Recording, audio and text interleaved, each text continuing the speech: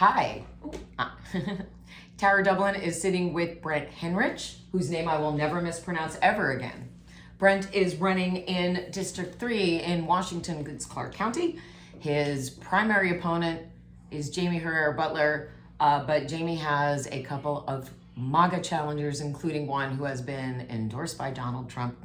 The article that I wrote about interviewing your potential opponent, Joe Kent, is on Hill Reporter, but I will be linking in this article as well, so you'll be able to see what exactly Brent is responding to, because a lot happened on Monday. So, Brent, the first thing I want to do before we jump into what actually transpired in our district on Monday, I just want you to give the viewers who may not be aware of you, because you're still coming up in this race and trying to break out nationally. So B Hennrich on Twitter. Give everybody a background. I know about your family because I went to BrentHennrich4Congress.com and I learned about you and I read about your biography, and I know about your family and I know about how you were raised to be, aware of politics, and your family really informed how you view the world politically. So if you could just speak a little bit to that so people can kind of get to know who you are as a guy. Who are you? Well, and this is a water glass, a water goblet that Brent gave me. He insisted that I drink from a water goblet because the media deserves the very best. That's this guy. This is consummate host. Okay. I do my best. Yes. No, I was born and raised suburbs of Vancouver, Southwest Washington. I was raised on Mount Tabor in Southeast Portland. My mother was the number 2 for the Multnomah County Health Department under Billy Odegaard, and really brought forth public health awareness every day, every meal, every event was centered around public health and the people that worked for that. And I tried to get away from it by going to work at movie theaters and staying in movie theaters and growing my career till I was overseeing multi-million-dollar theater complex installations and traveling around the world doing Dolby Cinema installs, complex laser-based light source installs. And I watched what was going on here while I was a great voter and a decent donor. I wasn't actively participating in making it better. I was yelling at my computer. I was pounding on my keyboard, and I decided, hey, I have to get in on this. Yelling at my computer screen is obviously not doing what I had hoped it would do. So I decided to get into this race. I got into it because I truly believe that we need equitable health care for all. But with that, it's not just seeing your doctor. We need to address climate change, which is killing our planet, which we've already had the first documented case, which people will refute, but we have documented cases of people that are dying of things that can be attributed to climate change. We must address climate change in order to have a healthy society. We have people dying because of suicide because they can't find a good job and be able to provide for their families. At the same time, that's healthcare. We need good jobs. People need to be able to go forward in this country. I've been pinned as the healthcare candidate. I believe everyone should be able to go in, see their doctor, be treated, and then go home. And that's the end of it. I know that's not going to be a single pen stroke bill, but we can work towards that. We need to address mental health, dental health, hearing. People don't understand that there's many people with dementia that have that or have been diagnosed in that way because they have hearing loss and they don't get a whole sentence when somebody speaks to them. And so they're living in a fragmented reality and no one's covering hearing aids. These things matter to the whole health of the society. And that's what I'm for. Yes, I believe healthcare is a sticky Band-Aid that holds climate to jobs, holds seeing a doctor to vision care, and that you can crisscross them, and that at the center you have a healthy society. And those are the things that matter to me, is how do we hold it all together? That's a really big question, because right now people would say that our society is the most divided and the most fractured it has ever been because of the increase in Trumpism over the last 5 years, and that we're getting away from the issues that matter because people are more interested in fighting, and the issues are getting pushed to the side, and policy isn't respected as much because now it's about who can write the meanest tweet, or it's about who can capture the clickbait headline by saying the worst thing. And I happen to think that the political conversation has devolved so much with the rise of social media, and especially with the enabling of the MAGA movement, that a voice like yours doesn't get heard as loudly because you're not a crazy lunatic fringe candidate. Because you have something important and real to say, you're not going to get as much attention because you're not Lynn Wood, or you're not, some super right-wing person. And what we're seeing is that people seem to be responding to showmanship more than experience, right? I agree. And so what we need to do is try to break that cycle by supporting candidates like yourself that are in it for the right reasons. Because that's what I hear when you're talking. I don't hear that from the other. I hear the pushing of the MAGA party line, but that doesn't really solve any of society's problems. I agree. Yeah. I got into this race. I decided to get into this race on October 29th when I got a fundraising email from Carolyn Long saying, last push, do what you can. We're gonna get over the goal line. And she was not successful in beating Jamie Herrera Butler. And I was very supportive of Carolyn Long because Carolyn wanted to reform healthcare. All Jamie has wanted to do since she got into office in 2010 was repeal the Affordable Care Act and then come up with a solution after repeal. Which seems to be the Republican Party line. It's like, we'll get rid of it. We don't have anything to replace it with, but we'll figure it out. Yes. And that's not acceptable. And everything has been, there's never been a situation where it's been, oh, well, this part of it works. We want to change this part. It's always been, we just want to repeal Obamacare, ACA, whichever term you want to use. There are polls. People want no Obamacare, but don't touch my ACA.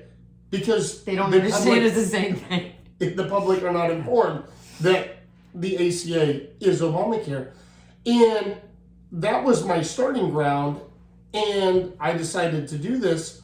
And that's when it kind of came to the realization, like, it doesn't matter how many doctor visits you can give someone if we don't solve these other issues of people having access to good education so they make healthy choices and are educated to have good paying jobs, that we're going to be in this never ending cycle of costs going up, costs going up, costs going up. But with things where you are better educating people, they make healthier, and I say that with quotes because that is a judgment call, but the overall healthcare costs of better educated people are lower. And there have been studies where children that were on Medicaid actually have lifetime healthcare costs lower and increased earning potential, that the increase in their federal taxes pays back that money that the federal government paid in early childhood Medicare. With that, early childhood education is proven to set children onto a trajectory of being able to absorb more information while being educated. Right. So how can these things be viewed as bad? The eternal rhetorical question when it comes to the Republicans. We are facing, I think, a very particularly unique challenge going into the next election cycle, in that there is still a whole lot of MAGA fallout. And I feel very naive in thinking that once we had Joe Biden in office, because the president's temperament usually sets the tone for the country, and everybody, like during Obama, everyone was like, everything's cool and we're just living and no one's, oh, he wore a tan suit, oh my goodness. Like, we just let him do his job. And Joe Biden did his job and all of that great stuff. But then that person descended the gold escalator and everything changed as far as political discourse. One of the things that I attempted to do on Monday when I interviewed Joe Kent, who is the MAGA primary challenger to Jamie Herrera Butler, I tried to have a real conversation with him about real issues because I did not want to give him the open platform to just spew MAGA stuff. And he didn't, I think that wasn't received very well. But to me, getting to the truth is the thing that's important. And I know that you watched, I don't expect everybody to watch the full 45-minute interview, but I know that you did. I did. I would like to know what it is that you heard Joe Kent say that troubles you the most, and then we will go on from there, because my experience on Monday really opened my eyes to what we're up against, what Democrats are up against in this election cycle. So what did you hear that worried you the most of everything that he said? Well, there's all the talking points that absolutely I disagree with and trouble me. But when he told you that he is not ready to accept the election results of the election he has chosen to put himself in against myself, Jamie Herrera Butler, and the others that are to the right, which Waddy, I know, has stepped out. Heidi St. John has said that she's staying in. But to say that I'm running for office and I will not accept the election results unless I win, that was a hard stop. I will accept win, lose, or draw, and state laws and regulations say if it's this close, they'll recount it. And then whatever that result is, that's the result. That's the result. I stepped into this to try and push forward.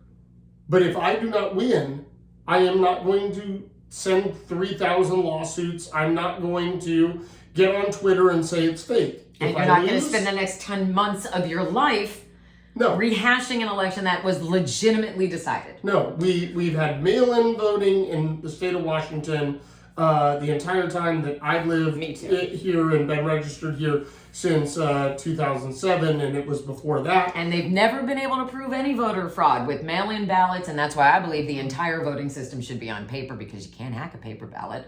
They don't like that idea, though, because you can't hack a paper ballot. Yeah, so I that was the most troubling part. Was we are 11 months from the primary as of today, and he's already calling for an audit and re-adjudicating, and he's not the only one. Yeah, but no ballot has been cast. I don't understand how you can say it's fake, it's false, it's rigged. When Trump today said it was going to be rigged. Everything's already rigged. The Larry Elder recall, the Gavin Newsom Larry Elder recall, rigged. Yeah. Setting it up. If we lose, it's rigged. And that narrative started with Trump and lives in that world. And at no time, and this is something that Joe and I clashed over on Monday, because I said, in no other time in history has any other candidate done this regarding our elections. They accepted the results and they lived because it was for the greater good of the country. And that is what we expect from all of our politicians. That is what, when Jamie Herrera Butler voted for the second impeachment, she did her job, which is to put country ahead of party. I said, we expect that of every one of you, not just Republicans. We expect that of Democrats, independents, anybody who is elected to office. It's about the greater good, and you're not doing that. And I would say it's not the greater good. Jamie did her job. She looked at the facts that were directly put in front of her, and she said, well, I have to vote to impeach. She didn't say, I'm happy to impeach the sitting president. She didn't say anything of that. She came out with a very, very low tone of, this is what you sent me to do, which, number one, is uphold the Constitution, and she did that. I disagree with her on 95% of policy. And that's expected, but this... She, in my my view, she didn't have a choice because that's what the facts showed, and she did it. And I gave her a round of applause for doing it. Carolyn Long got onto social media when hadn't been on in a while to give her a round of applause and say, thank you, Jamie, for being one of 10 people that had the guts to stand up and say, I'm sorry, I was here, I saw it, I allowed the access to the facts, and the facts say this is where it points. And by her doing that, I was already well into getting filed and everything else, and I thought this could be my undoing because she did this. And that's where Joe Kent, Heidi St. John, Wadi Yakur got into the race, and the Republicans started bashing her and saying, we don't care if that was your constitutional duty. We didn't want you to do it. Right. And that's where I tell people, I'm 100% pro-choice. So if you're voting for me, understand you're voting for me to vote that way. Right. You can line up 300 deep at my office and say, no, I'm pro-life. That's a core tenet to me. And just like upholding the Constitution would be, that it should not impact how you do things. And Jamie did that and now is getting this backlash that I got into this to go against Jamie.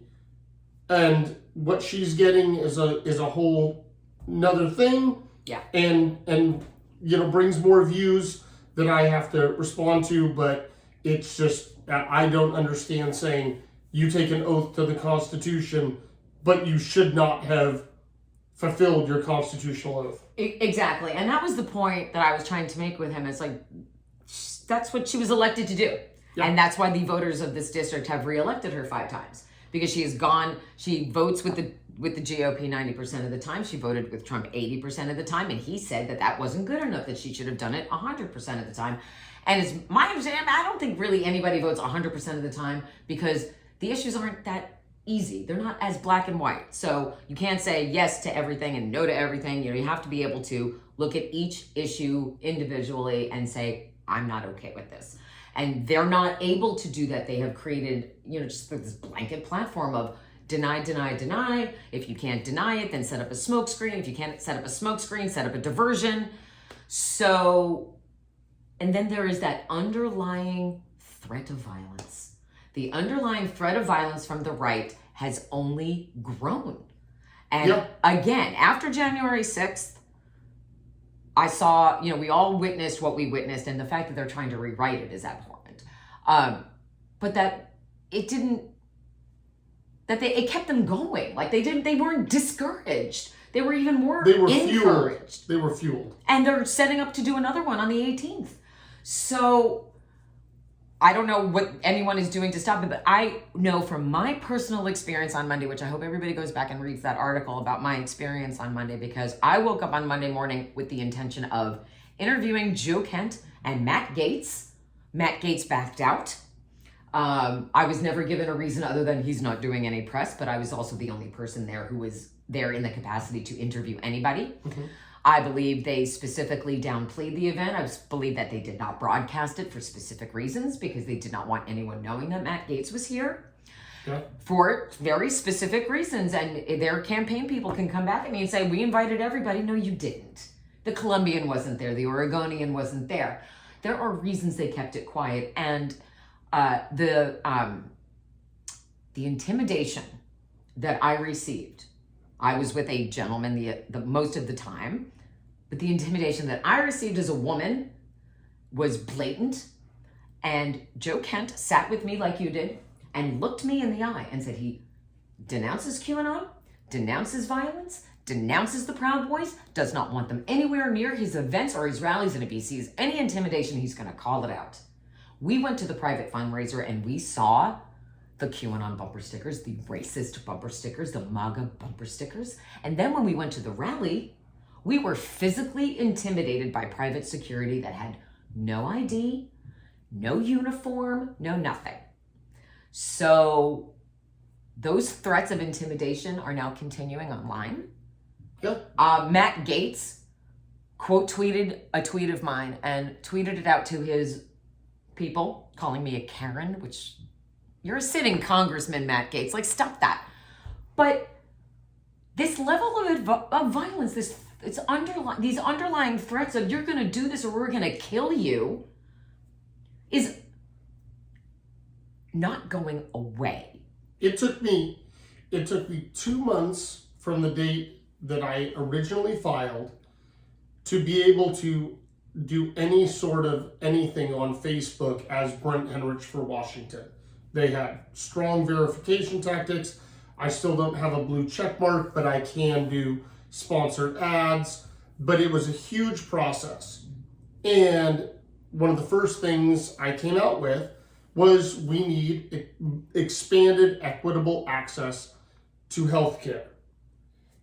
That was one of my first posts, and don't quote me like it was my first, because I probably did something that said test, and is it working, and checked with some friends. But this was one of my first posts.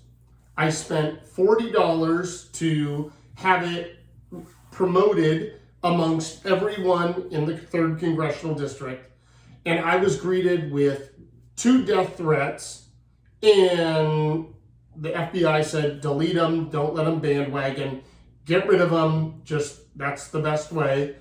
So I did that, and it was 2 days later that our next door neighbors saw somebody in our driveway at 1 a.m. looking in between and had no interest in our 2 cars in our driveway. They were coming up and they were walking by the front door and they were walking to the garage door and they were looking around and they ended up leaving. And that's when I had to get security cameras to make my wife feel comfortable. And it doesn't make either of us comfortable, but we've done that as a step because we have to take care of our family. Like we have to protect, and it's early warning. But I'm not deterred, but simply all I said was more people need to get access to healthcare, and that was responded with, you need to die. And can you speak to what they said about your oldest daughter? That was a few weeks later. Again, it was actually on a post about access to reproductive health care, that I am a 100% pro-choice. And I had made a statement of reproductive care is health care. And I truly believe that. I also believe mental health is health care, dental care is health care, vision care is health care. It's the all whole these body. things, Whole body. yeah, totally interact. But this was definitely about reproductive care. And somebody told me what they thought I needed to be tied up to watch them do to my 10-year-old daughter before they killed her, and had the last thing I saw was them killing her before killing me. His daughter is 10. I'm disgusted. You want to play dirty politics with the candidate? Fine, take off the gloves. Your candidate's family is not part of it, and your candidate's children, your opponent's children, should never, and I'm not ever be. saying I mean, it's just disgusting. I don't know. I'm not saying that this is any opponent's doing. I'm not even. It's the opposition that. attitude. Correct. It's people that are against me that I would assume are for opponents. I am not saying any opponent said, oh, go out and say this. That is not at all. I'm just saying that opposition views have digressed into death threats and into death and dismemberment threats of children of opposition. And there is no place for that in civilized society. Absolutely. And as a correlation to that, we saw a rise in violence here in our district as the Proud Boys came and demonstrated outside 3 different public schools, causing lockdowns. And just today, a local judge has ordered that they may not get to within a certain distance. I believe it's 1 mile. 1 mile. So that's a solution, but it's not going to eradicate any of this movement, and especially when we know that QAnons and Proud Boys are meeting privately with candidates, and they are funneling a lot of money to these people. So I think my question going forward from here, if we know that all of these people are trying to essentially dismantle the American voting system from within by already 11 months out, as you said, before primaries, saying, we're not going to accept the voting results, we're going to fight everything, we're going to audit everything. How do we move forward in a political system where one half of the political system says, I'm not playing by the rules that have been established all of this time? How, if they really want to create a completely different way to, like, I don't know what they want to replace it with. It's like the healthcare thing where they want to dismantle it, but they don't have a way to replace it. Get rid of what we don't like and we'll figure it out later is not a solution to government. So how do we know that they're going to do this 11 months out, 12 months out. We know they're going to do this. What do we do? What do? People who are active, how do we fight this? Well, we understand that it's 20 or 25%. It's not half of that are this extremist view. Jamie Herrera Butler has brought in large amounts of money from people that are donating, saying, we want our Republican Party back. We are going to filter into you and Adam Kinzinger and Liz Cheney. Right. We're going to filter money in to protect you guys. Three real Republicans. Because you guys stood up for this thing, but you also vote this way. And so it's not half and half. It really isn't. It's just the loud part is the fringe part that is making this whole thing. I don't know how we get people to accept election results. I just say, when I win, I'll take office. If I don't win, then I'll say I didn't win. And that's all the more I can control. And the more people that say that, then we have, we have it on our side of, okay, whether you're Republican, Democrat, whether you're MAGA or you're, far extreme, like just say, I'll accept the results and then accept them, and it will become normal again, and we will go forward, because too much of our country is set upon accepting norms, and saying, I'm not going to accept them is so disruptive. And to normalize that is bad, so... Correct. So we just need people with integrity to say, I will accept them. The opposition's going to say, oh, you're going to accept no, just tune that out. Whatever the ballot count is, that's what it is. Math is math. Exactly. So, and people that are better educated would understand that. Right. That's just why I'm pushing for better education. Right. Understandable. So at this point, like, maybe we create sort of like just a call to action for all Democratic candidates, every appearance, to say, I will accept the results of this election, to set that standard, to make that a statement. Because like the other night, Rachel Maddow was starting to cover this as another MAGA candidate, I believe in Colorado, running for Senate, who's already said the same thing that Joe Kent said. So the more they say, we just have to be louder than them and say, we will accept the results regardless of what they are. And that is how it should be, because that is the American voting system, how it has always been. So, because this was the first time that there was like fake news and it's rigged and blah, blah, blah. And that we had to deal with. There's also candidates like Liz Cheney. I hope Jamie Herrera Butler gets on with this. Adam Kinzinger. There's multiple Senate candidates on the Republican side that are saying they're willing to accept these results.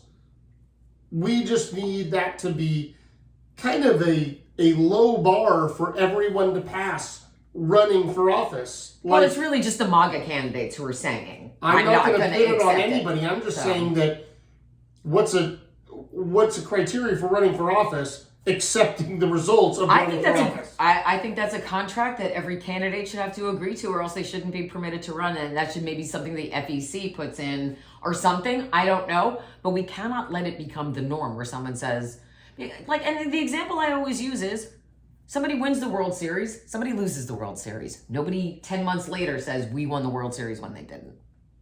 So, we have to change film. Just give us 1 second. We have an alternate account. We're good? Okay. Okay. So going forward from this point, I know this person is going to accept the election results, which is very, very important. You also are willing to debate. Absolutely. Absolutely. And Joe Kent said he's willing to debate as well. So there's that. Is he willing to admit I'm running? I would assume so, since we talked about you the other day. I'm just asking. Acknowledge. Where do you see your race? Your biggest challenges right now are getting your name out there and fundraising, right? Those are the two big things. What are you planning on doing in the next few weeks to really, because it's all about forward motion and keeping your momentum. Yes. So what is it that you would ask of the people who are watching this to help kind of keep things going? Because you might not care about a small race that's not in your state, but this small race impacts all of Congress, which impacts all of the country, as does every small race. Every single seat is up. I try and tell people this is a local race with national repercussions, that we don't know with redistricting and how everything else, but we could end up with a 1-seat majority on either side. This is a flippable seat. And so I need the national voters to help me with fundraising, with spreading my name to everyone, the fundraising so I can fund voter outreach here in the district. This is going to be a very expensive, very long, very hard race. I asked for people to follow me on Twitter. I've had the people respond with, "Oh, what do Twitter followers matter? They don't matter."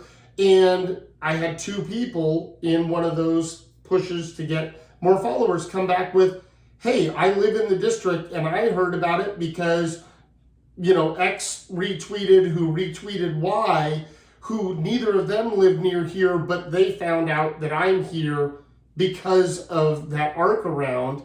And so the larger the audience online, the bigger my megaphone, the more likely somebody's to see, hey, I really like that standpoint, and share it with friends and family that may or may not be in the district.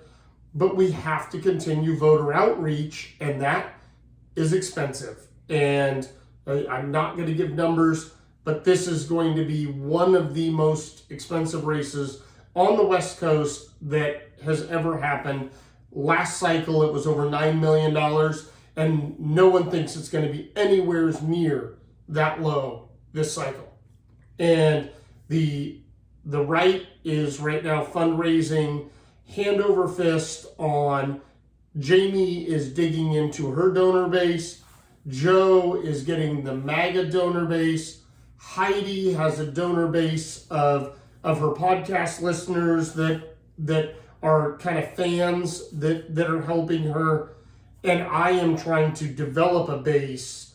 And again, I have Carolyn Long's support, who ran for the seat 2 cycles in a row. But she can't just hand over a phone list. It's unethical and it's unacceptable.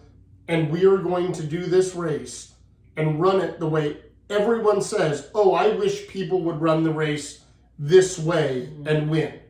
I have to be able to look my kids in the eye and say, I did politics the way everybody says they want politics done.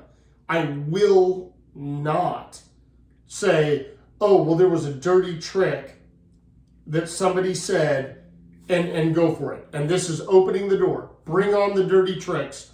I'll be here. I'll be honest. I will answer every question. And I am happy to say, I don't know when I don't know. I'm not going to make it up and have somebody come back to me later and say, "Well, you said." Right. When I don't know, I don't know. And it's a great answer. Isn't that refreshing? Isn't that refreshing? Instead of bloviating and being like, "Well, many fine people are saying such and such." That's very refreshing and nice to hear in politics, for sure. So, if people watching want to lend their support, tell them the best way to get involved in this campaign. Well, it'd be go to bh4c.com or follow me on Twitter, bhenrich. With that, at bh4c.com, you will find a donate link. You will find a connect with us a section where you can just get our newsletter. And then down below that and on the tab at the top, we have a volunteer link. And we're accepting volunteers from anywhere in the country to be able to do phone banking, text message, send out, and then obviously local volunteers that can do literature drops and when we get to that point. But right now, we're the party of trying to keep people safe and healthy. So everything we're doing is virtual. We're not doing in person. You are the closest person I have been to in a long while, because it's just a matter of I'm not going to risk the health of the people around me, nor they're coming through me to my family to risk the health within my house. We're in a global pandemic. Right. And mask up, vax up, and let's get through this. And let's have big, huge outdoor gatherings in next spring and everything, and have them be, rambunctious and everything. But right now, it's not safe.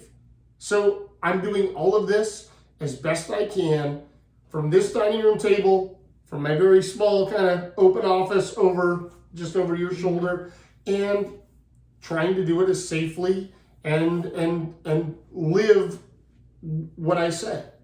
I don't think anybody could ask more than that. If you are interested, lend your support, get involved, volunteer, and stay active. Stay on this. This is not going to go away. The issues that we're facing in 2022 are ones that we could not have anticipated even 6 months ago.